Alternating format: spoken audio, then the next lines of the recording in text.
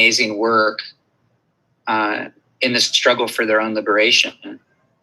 And there was something about the combination of the spiritual process of personal and collective atonement, combined with that concrete movement of much needed resources, that has really struck a chord for me and for my friends Conley and Daniel, who are also part of this group.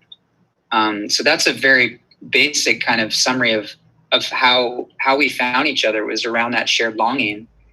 And the reparations procession itself is actually quite simple.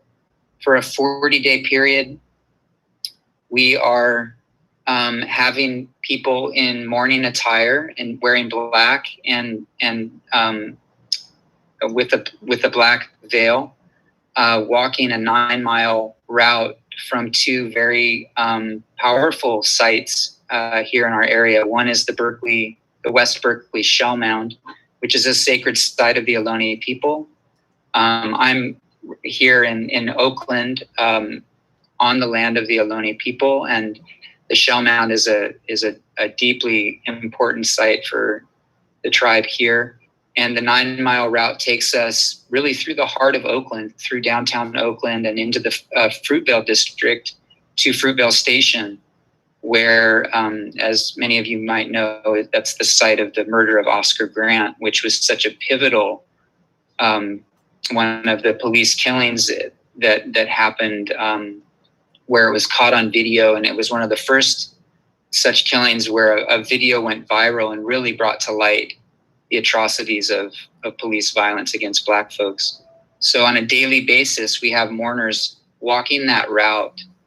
And as they do so, simultaneously, there's a GoFundMe site with this concrete call for white folks to redistribute some of the wealth that's been stolen from the Black and Indigenous communities.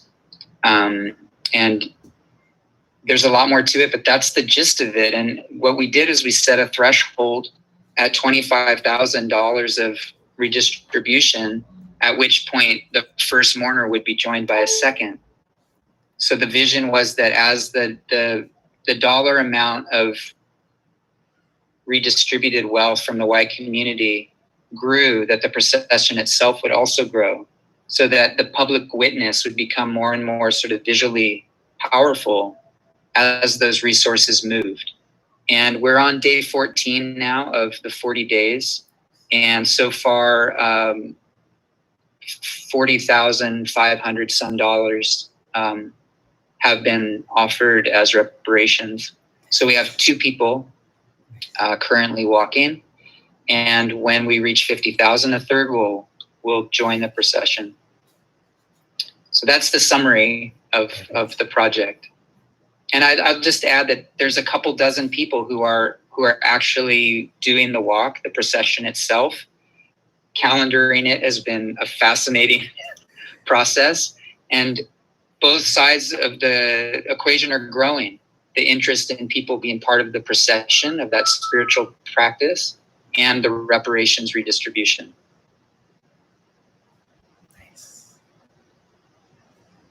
And I'm open, Daniel and Conley, I don't know if you want to share anything in addition, or Veronica, if you think that's enough to kind of at least kind of set the stage. As you all are willing and able, and as you feel like it's appropriate representation that you're taking the lead on, I'd love to have each of you just kind of situate yourself for us if you're willing, and that's appropriate.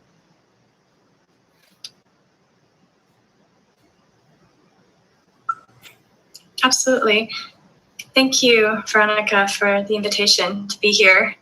And thank you, Chris, for inviting me to be here as well. I can really speak, I think, personally to the spiritual piece to this act, the intersection of acknowledgement and mourning with the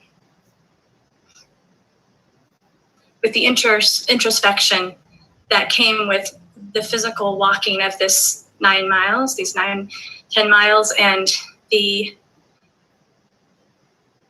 mental and emotional mindset as well as the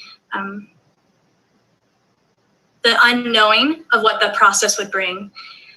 And I've observed in the different participants, as both as an observer and as a participant, the need for community and working together, particularly as white folks, to address and acknowledge, and to do that in a way that does not put ourselves forward, but restores and brings unity where it needs to be, as well as acknowledgement where it needs to be, and finding that important balance.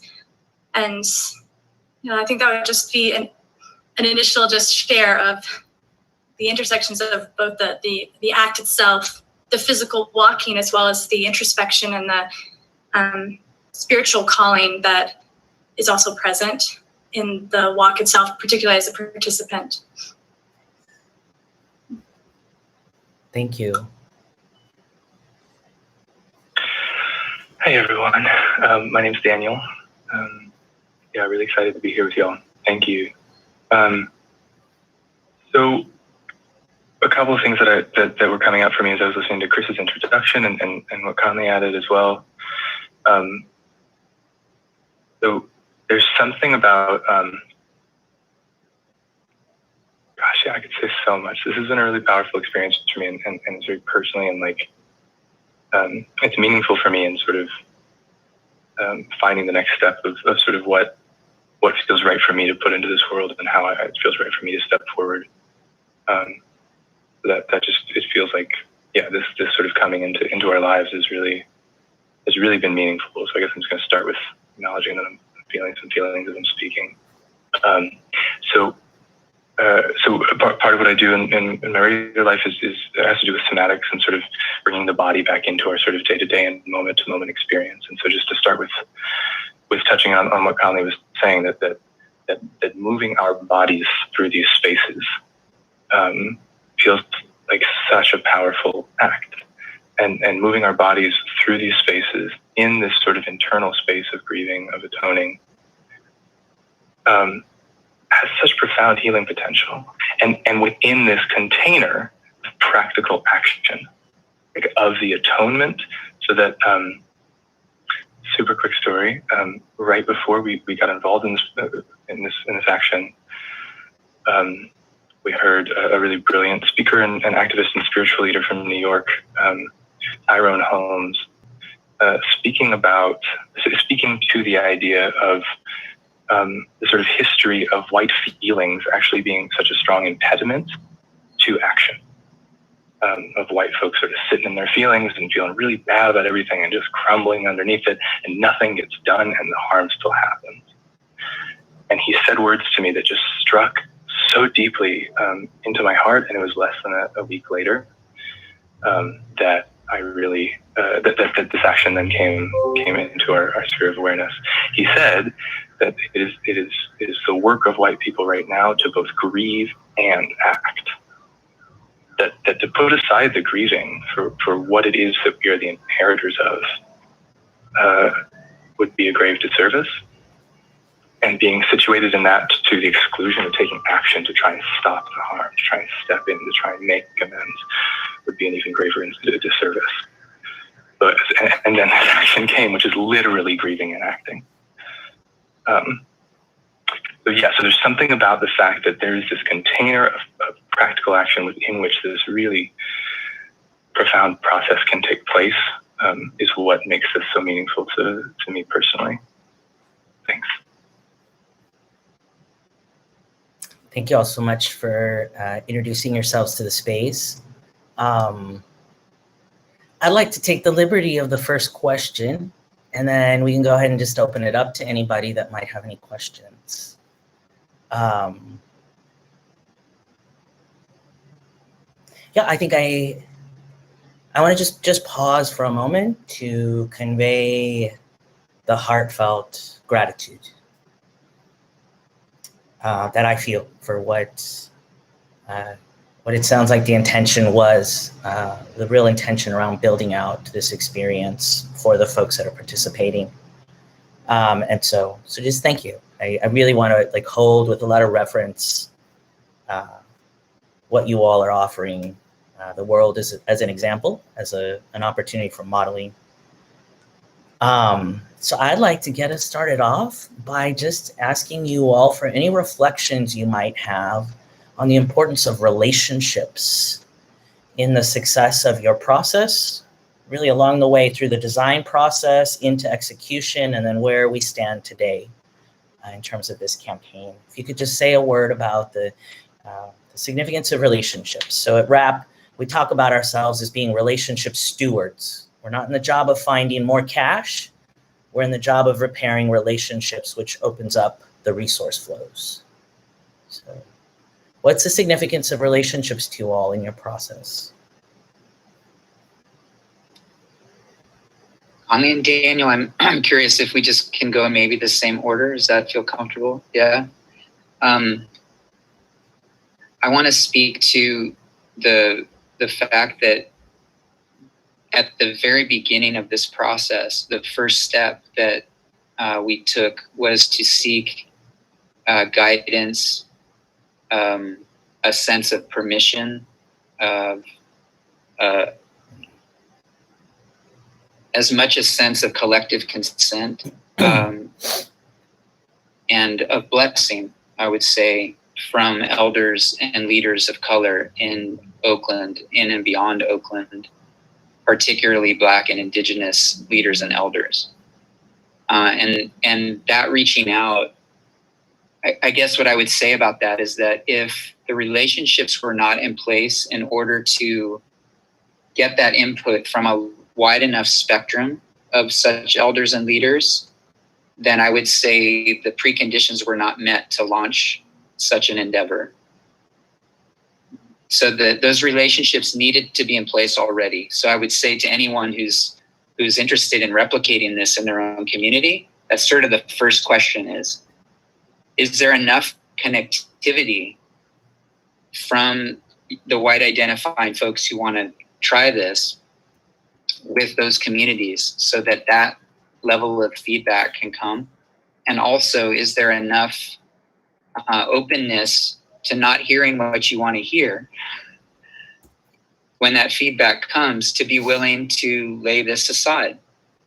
If the answer is no, this project doesn't feel like a fit for our community for this reason or that reason, or the timing isn't right, or be whatever it is, that's sort of offering of openness, I think, is a huge part of this. So I wanted to speak to that in terms of relationship, because that was the beginning point. There's another place where that same need for a relationship of a similar kind was super important, and that was in determining where the reparations funds would go. And this is such a delicate and confusing dance.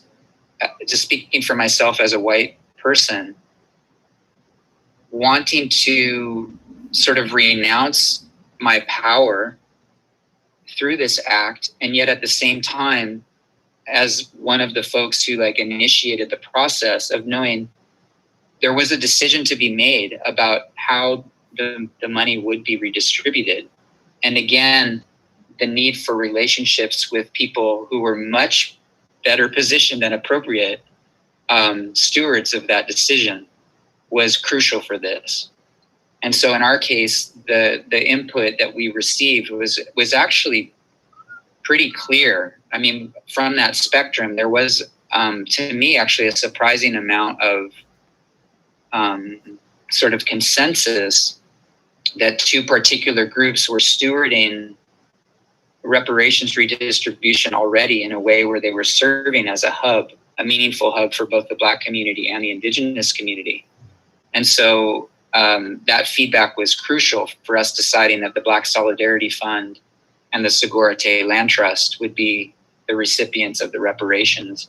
And we got that sense of blessing from the elders and leaders, enough of a thumbs up from a wide enough cross-section where we felt at peace with that decision. Because in a very real sense, it wasn't our decision. we turned that over to people that we really trusted and knew were the ones who could, steward that decision in the best way. So those are just two examples of where relationship has been fundamental from the outset. Conley?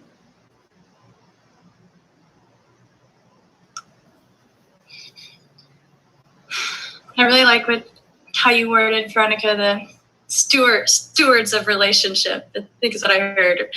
And this question, I think, is really, really crucial to the work itself, the idea of it, and also I'm even envisioning how it would be replicated or how it might be replicated. That the connector points of people knowing each other to get it off the ground, like what Chris was speaking to in terms of seeking blessings from the communities. And also I'm thinking about how within the process of walking, as well as all the, like Chris was mentioning, all the Google Doc calendar piece to this work, the coordination piece, that a certain relationship quality is absolutely just inherent to this in terms of how can we do this act that in some ways takes us into a liminal space and is speaking to both a liminal past atrocities, past and present, and then also into the future, and like the relationship of past, present, and future in relation, something about that liminal space, and then the connector points that are both very practical, such as how do we all get on the same page, and how do we all show up how we need to show up, or what do we need to do to accomplish the goal. And I'm saying that even in a lot of observation mode, because I'm not necessarily someone that's doing a lot of this coordinating piece. So there's a little bit about that. And another piece, when you said relationship, it was interesting. The image that came to me was also this idea of almost I'm hearing some themes, and I experienced some themes in first thinking about what it would be like to do this act, and once being there within the community of the walkers and the participants, is this almost like a relationship with our ancestors and with the ones that have come before us in this, and the different personal and familial narratives that are present in that. And for me personally, when I first was on a call with Chris about participation, it just struck me how instantly a few of my ancestors, very particular in my family line, came to mind, particularly as they represented white supremacy and their particular narratives over the course of history. And I thought, wow, how do I atone with them? How do I bring them forward? How do I draw the line? There was a lot of so this is the intersection for me of like the spiritual piece to this work and the acknowledgement of who's walking with me, not just myself, and a calling in of the 7 generations back for the 7 generations forward. So that feels relational, and I think that must be very personal to every individual. So for me, that's been a huge relational piece to being involved with this, that I thought was important to mention. And then also the relational of processing together who everyone that's been involved so far in the walk and in the preparation of this, doing the processing work so that the work can stay anonymous as possible, so that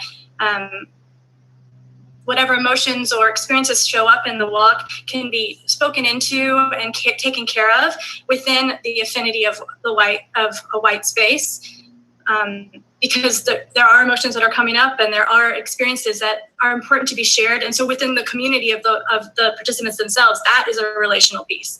And we're only in day 14, and I am curious, what will that community building piece look like as it evolves, as more people become involved, and how does that become a model for this? How about you, Daniel? Yeah, I'm just really sitting with that idea of we decided we spoke about the idea of really kind of making this weekly group for anyone who had been a part of the walk to sort of come and gather once a week and just talk about their experience and hear from others, those that were prepping for the walk, those that had completed the walk, to have a space to kind of be in community, since it really is this sort of, many of us are meeting for the first day, the morning of the walk, those who are walking for that day. So sort of valuing that relationship piece and valuing the piece of preparation and integration within the context of what we're doing. And really, Conley and I have been sort of very sort of just casually chatting about and what could come from this, like from this specific set of people coming together once a week, what next could come from that. And obviously that starts with that connectivity through the relationship. And also just to say, the time piece is so great, the relationship of time. And then one thing I wanted to say, within the context of the walk itself, I think there's been this really kind of subtle and beautiful thing that links so directly. At the moment, Veronica, you named the flock of geese, I just felt this flush, because part of our commitment during the walk is to maintain as much silence as possible. And so in that, that there's not like, we sort of have our route planned out in general, but nevertheless, when we cross the street and, when we find, the time to take a second and all of that, there can be some sort of whispered conversations amongst, certain groups, but to a large extent, we try and keep it as nonverbal as possible, which then means we're tuning in with our bodies to each other, just in that sort of flocking thing. So it's just so beautiful to hear that brought in. So I think that's a really beautiful part of the relationship building, is certain folks who have never met before coming together to do this very sort of deeply meaningful and practically meaningful thing together. And in the context of, that the walk can take anywhere from 5 to 7 hours, thereabouts. And in the context of that walk, how we're learning who we're sharing space with in a completely nonverbal way. And then having that opportunity once a week to come together with our words and start sharing it. So I really appreciate the question and the centering of relationship. Yeah, thanks. All of that is so powerful. I feel like I'm on the verge of tears. I've got chills. I've got just everything. I've got hope, and I feel honored to be in this work with you all as resource mobilizers. So with that, I want to go ahead and just offer up the mic to anyone that has questions for you all. Don't feel pressured. If you all don't have any questions, I'm happy to take the mic back and continue with my questions. Otherwise, though, please, if you feel called, take the microphone and ask your question.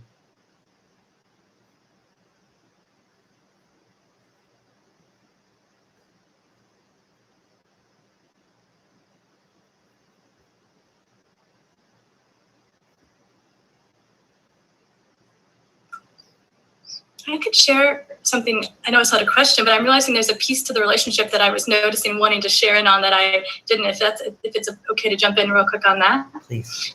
I was also reflecting it. The walk is not just about the relationship that we're navigating within the participants and mostly white identifying folks involved, but I also found myself feeling like I needed to be critical and mindful of my relationship with the community that I was going to be walking within, and like the space and the land. And there's a lot of navigation too of like how we engage with who might show up or talk to us, or how we move through the space. And I'm sure Chris could also speak a lot to like how we do that, and how they, Chris, and the idea, how they navigated the concept of how we're moving through. So that was a relational piece that I also feel is important to name in on.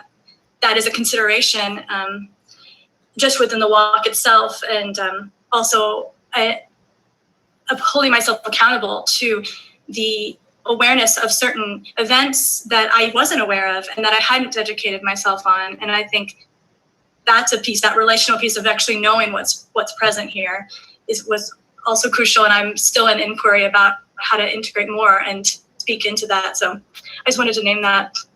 piece. I don't know if Chris has anything else to say to that, but. Yeah, I guess one thing that would maybe fill in the picture as you all might try to like visualize how this works is that the mourners, as they walk in procession, there's an additional person that we're using the word ambassador, who's like an accompanier, who kind of holds space for the mourners as they go. And that person's wearing a t-shirt that says Reparations Procession 2020. And we have some postcards that we've printed up with telling the story of what we're doing. And so that when onlookers kind of show curiosity or wondering what's going on, that person can engage with them while the mourners continue in their silent procession.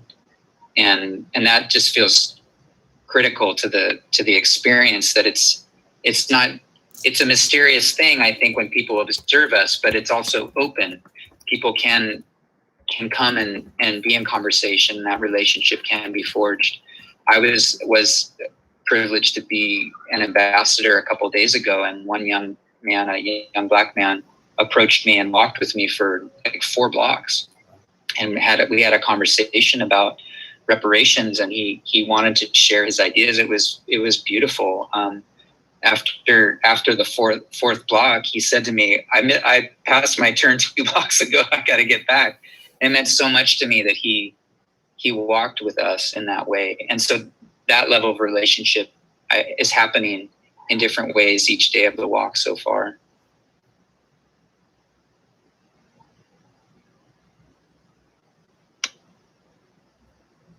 Hi, I'm Fran. I'm sorry I had to leave.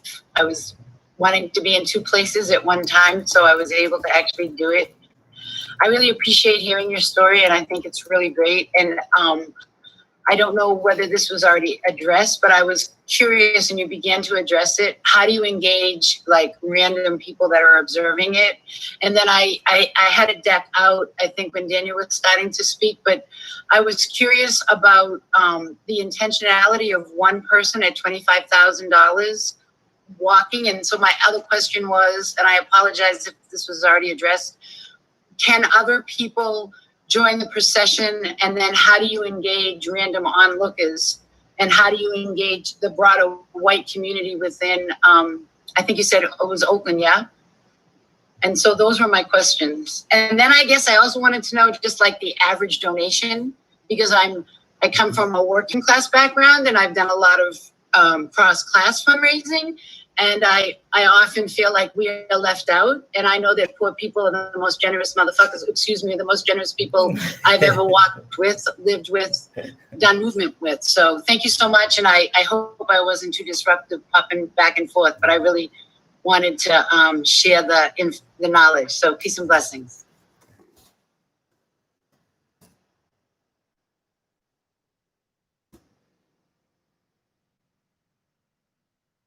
Do either of you want to jump in, Daniel Conley? I'll say something really brief, and then maybe Chris, you can kind of fill it out a little more, if that's okay. And Conley, yeah, thanks for the question. Totally, the interaction piece, I think, yeah, just going a little off of what Chris was saying. It's been, I've served in different roles within the walk, and in that role of the ambassador, the sort of the one with the t-shirt, the one with the postcards. Yeah, it's been fascinating. I've sort of done it multiple times, and it really, each time feels very different. And what I've noticed myself navigating is how much to sort of how much to interrupt, especially for white folks that we pass, how much to interrupt the space that we're moving through, because there's such a clear distinction that I've noticed, at least in this experience of most of the folks of color we pass at least look at us. Most of the white folks we do maybe glance at us. At least that's been my experience.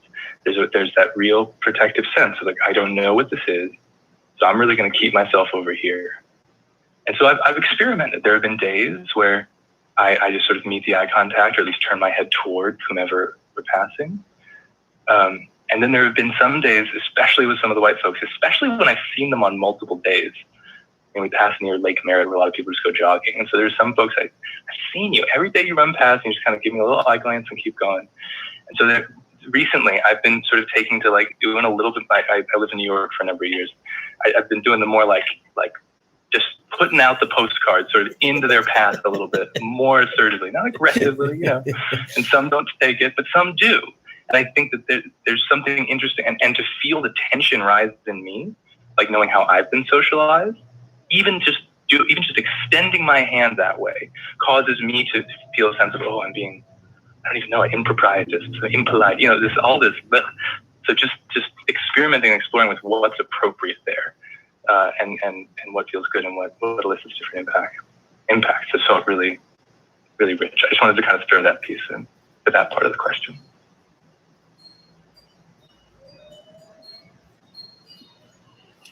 Yeah, I would say too that one of the things that surprised me when we launched this procession was that I was expecting there to be more interaction than there actually has been.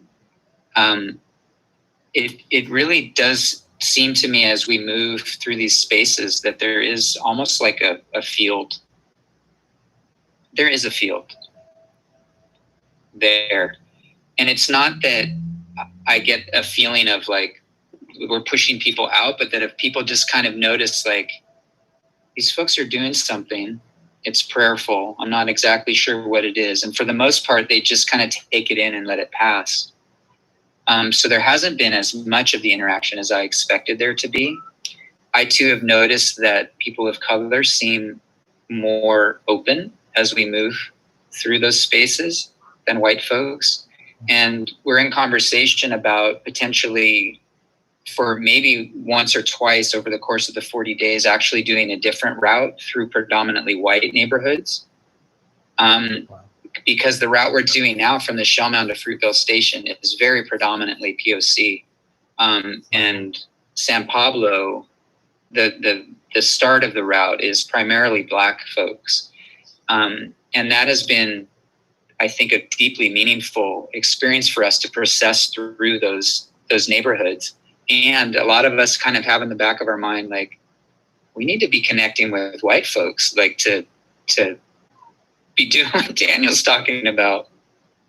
I plastered with postcards a Rockridge, very white neighborhood this morning on my bike, just because I have that impulse too. But it's an interesting dance that we're doing of kind of holding the procession itself as central.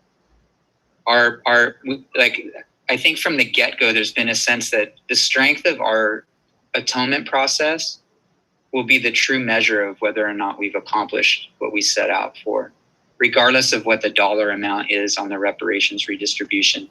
As meaningful as that is, we feel like the transformative experience we're having is going to have ripples that we can't measure in the same way. And so really trying to tend to that. And Fran, really appreciating your question about the redistribution itself. I'm not sure what the average reparations offering has been, but it goes from $5 up to $5,000 so far. And my guess from looking at the numbers is that $50 is probably the one I see the most. And that too has been interesting because just speaking from my own experience, I've found my own conditioning to be focused on the dollar amount is actually, honestly, I'm kind of disturbed by how fixated I am on it. And just in the last few days, I've been purposefully focusing more on the number of people who have offered reparations. And that's up, I think, at around 220 at this point. And that shift for me has been profound because I find myself then recognizing that $5 may have been more of a sacrifice for the person on the low end of the scale than the 5,000 was. And so that number of people who have offered is proving to be more and more meaningful to me as the 40 days passes. Conley, did you want to add anything to the question?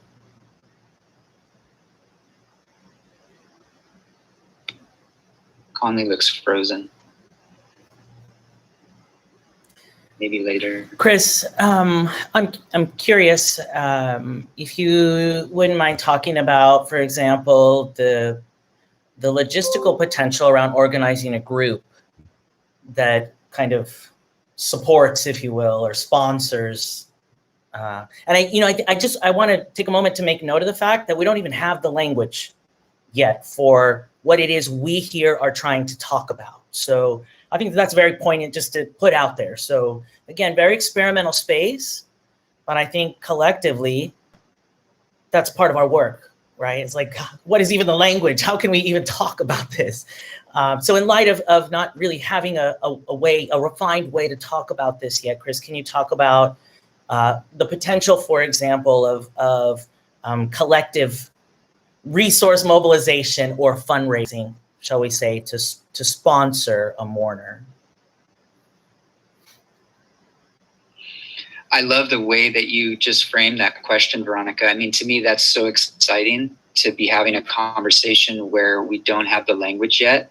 Thanks for naming that. I feel empowered in that lack somehow, that we would be like courageous enough to move in new directions, to like uncharted territory. That's super exciting. And I just want to acknowledge your introduction to what RAP is doing and the spirit in which you're doing it it's such a relief to me to know that your group and others are looking at what we might call philanthropy or fundraising through a just transition lens and framework. It's awesome. I'm so lucky to be connected with some of the movement generation people. Whenever I hear reference to that model, I just celebrate the way that it's germinating in so many places. So thank you. There's one group, perhaps some of you are familiar with, called Resource Generation, which is working together on pooling amongst themselves. The hope is to pool amongst themselves $25,000 so that they could, kind of on their own add a more to the procession. And I love that idea because of the relational aspect of that, speaking of relationship, instead of it just being this sort of GoFundMe, system that's online and people just kind of drop in the bucket, what they're doing is actually talking about how can we together make this happen.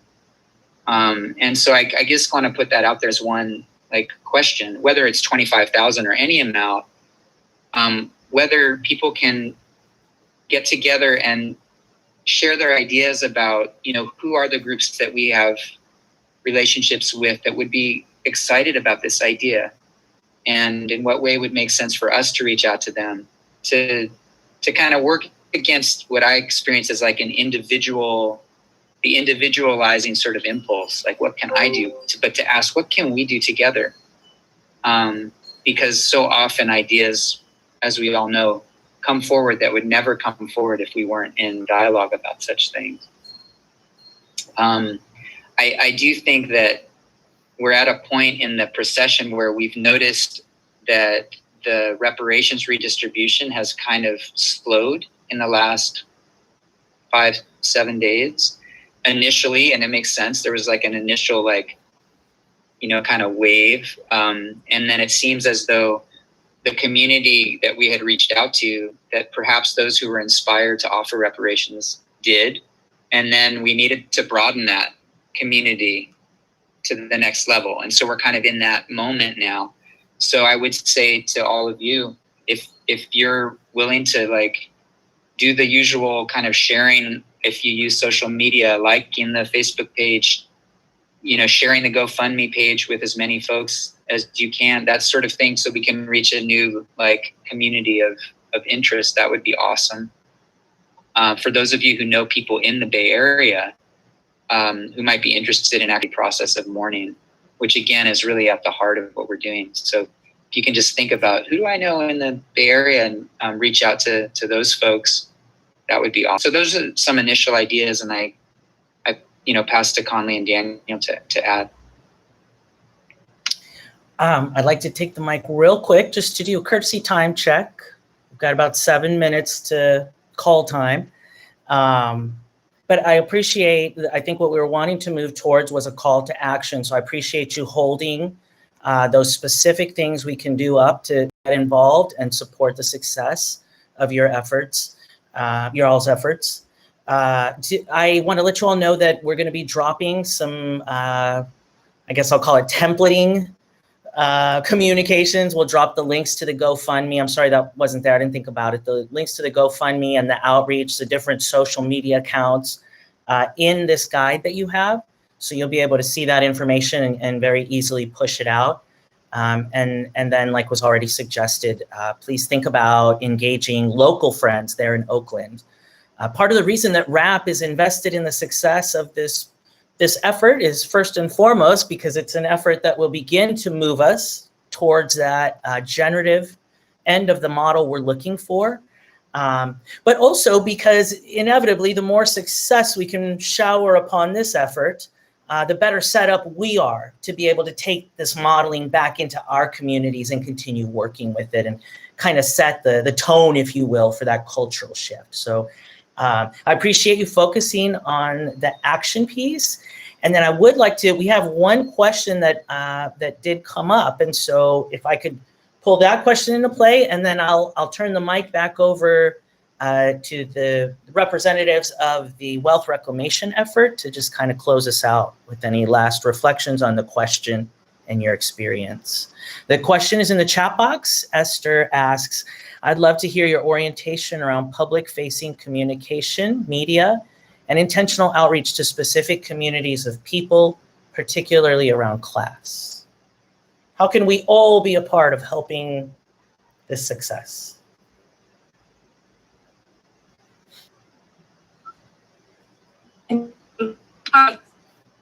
It's a good question for you because there's so much to you as a guy here. I come from a very I grew up in a very affluent community, very white centric, and there's a school there that I'm already thinking about.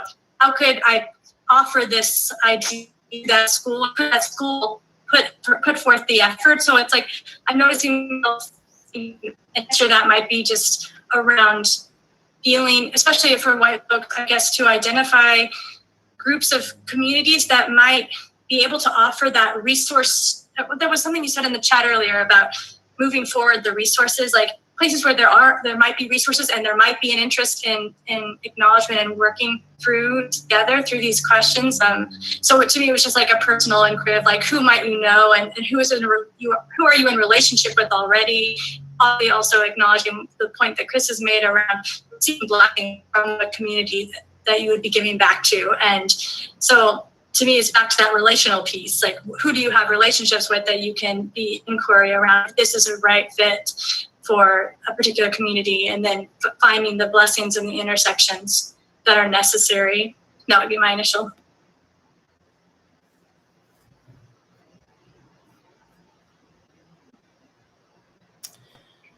I'm kind of piggybacking on that. I feel like we launched this very quickly.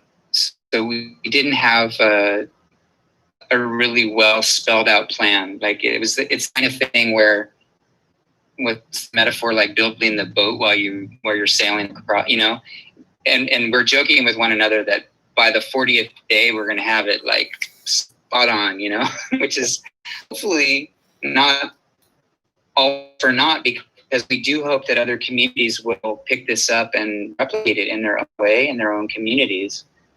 But I will say that there's been an interesting dance for us, because one of the core sort of principles that we've held from the very beginning is our anonymity. And I asked Daniel and Conley to drop their last names from our little labels on our little boxes here, in order to practice that we've wanted to not draw attention to ourselves in any way, but when the intention comes to ourselves, for us to redirect it towards the Black Solidarity Fund and the Segurite Land Trust, the recipients of the reparations, for the incredible work that they're doing. And to just highlight that in all of our communication, we're not doing some magnanimous special thing here.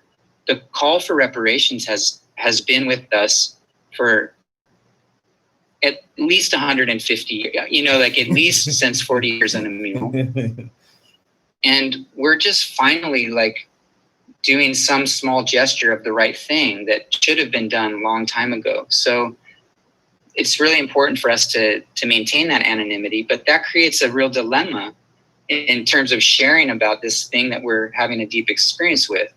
So our sort of where we've landed with that is to reach out to the people we know and to tell the story to them. And this goes back to your first question, Veronica, about relationship. And I love that we're kind of coming full circle to that. It might not be a very good like fundraising strategy, but relationally, it's forcing us to have those really difficult conversations sometimes with that uncle that we don't want to talk to about this, or my dad, or and that's amazing. And so I think that's one way of answering your question. And then in terms of class, that gets very interesting too, because we have a broad spectrum of class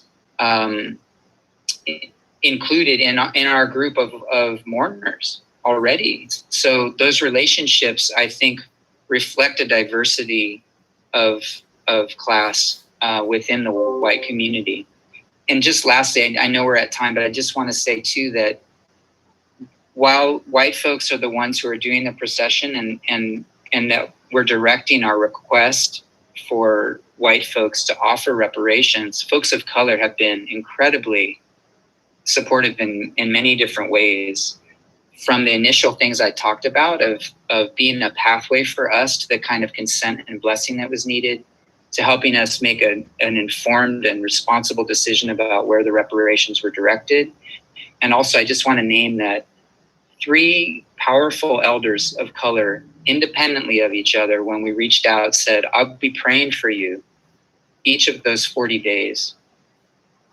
And we're not taking that lightly, that these 3 elders on a daily basis are praying for us, 2 of whom spoke of it specifically in terms of protection for our well-being as we move through those spaces as white people who are putting ourselves in some level of vulnerability through this public act.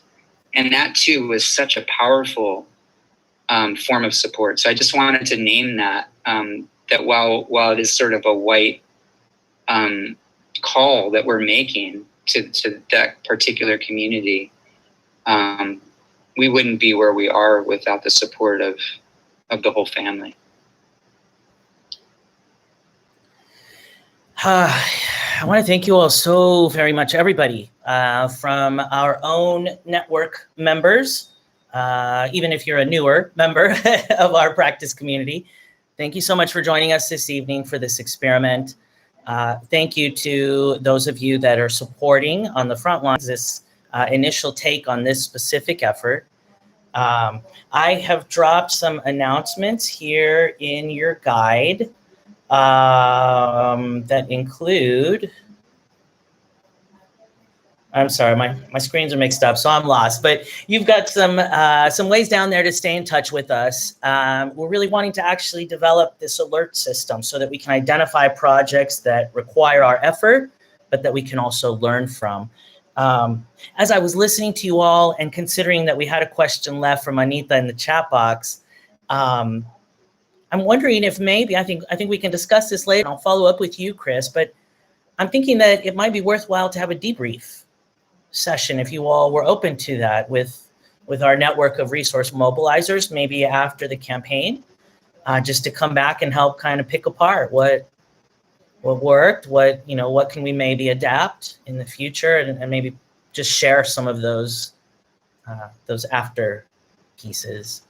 So just something to consider. Maybe stay tuned. We'll stay in touch about that and feel that out. I can envision both communities benefiting from that kind of a thing.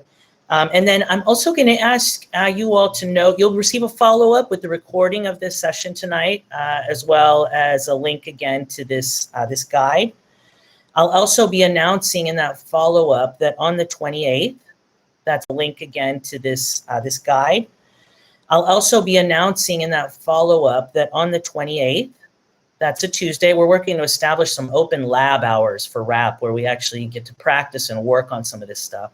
So on July 28th, that's Tuesday, we are going to be hosting an open RAP lab session to explore specifically how we can get involved in this effort. We'll get an update on where this effort is at and just explore as a group, really get into, as resource mobilizers, talking a little bit more about this effort amongst ourselves and the strategy behind it. So again, you'll receive more information about that. Thank you all very, very, very much.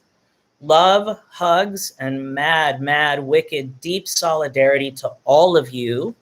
You all take very good care, and I hope you find a moment to relax and rejuvenate this weekend. Thanks so much. Have a peaceful weekend. Oh, can I take Ciao. a picture? Is that okay if I take a quick picture of us? This is our inaugural RAP Swarm event. All right, everybody, we're all on screen here. I'm just going to take a screenshot. Thank you all so much. And I will invite each of you to come off the mic. Feel free to come off the mic and say your goodbyes. Thanks, everybody. Very grateful. Thank you. Lovely to see you. Yeah, Y'all grateful to take you care. all as well. Means a Thank lot. you. Take care. Bye. Thanks, Veronica. Bobby, Yeah, thank you Veronica, very thanks much so for your much. help. I'm sorry that I didn't give you a call out during our session, but thank you. We are Totally. grateful for your support. You did exactly the right thing. Just ignore us. Thank you. I appreciate that. I'm learning too. I'm learning how to be in partnership with the support as well. So thank you. After the event, you can always talk to us, but during, just pretend like we're not there. Perfect. We're just like captioning. Thank you for your help. You take very good care. Be well. Bye. Thanks, Veronica. I hope that served well for your inaugural swarm. Chris, this was great. Thank you all so very Thank you. much. I just so that you know, for your information, we had a lot more interest in this evening than folks that were actually able to be present. Yeah. So rest assured Yeah. that this time is going to be very generative in terms of how we can use this time and cut it up and promote and really kind Awesome. of boost outreach. So Great. we'll stay in touch. And Yeah, and I feel like Daniel Conley and many others we're ready to talk with whomever's interested. And yeah, if it makes sense to do another session like this, or as you said afterwards to debrief, whatever. perfect. feels right I'll tell you what to then. you. In our then in the follow-up that I'll send to them with all these links and information, I'll Yeah. also explicitly put out that offer that you all Yeah. have made to connect with any group. Somebody may be wanting to bring you in to talk to their staff or their community council or something. For sure. Okay. Yeah, and you can put the reparations procession at Gmail as a contact, Perfect. an easy way to be in touch. Perfect. Thank you so very much, my friend. You take very, You very too. good care. Be well. And we'll be in touch again soon. Yeah, thanks again. Bye. Bye-bye.